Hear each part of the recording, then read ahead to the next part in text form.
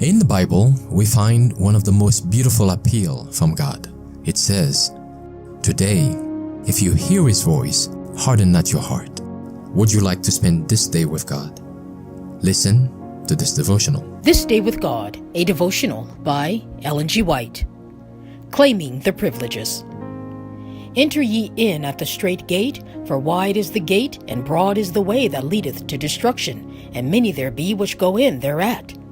But strait is the gate, and narrow is the way which leadeth unto life, and few there be that find it.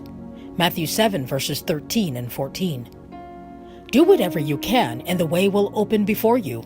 Every moment of time is golden. Souls out of Christ are to be persuaded to lay hold of the hope of the gospel. We are not to live in this world to please ourselves.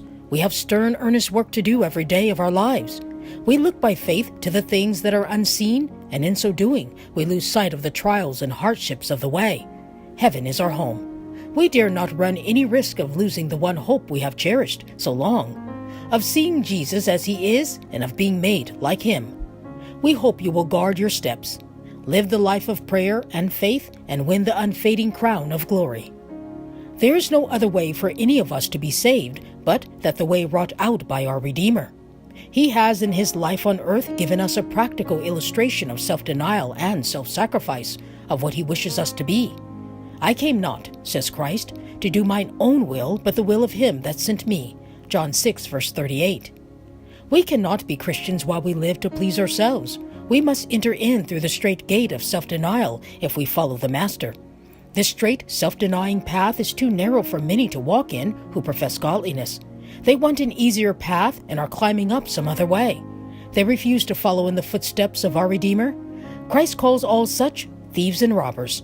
They take the name of Christian, which does not belong to them, because they do not represent in their life the life of Christ. They claim the privileges which belong to the sons of God, while they are none of His. They live selfish lives upon the earth and has done nothing for the truth and the salvation of souls as they ought to have done.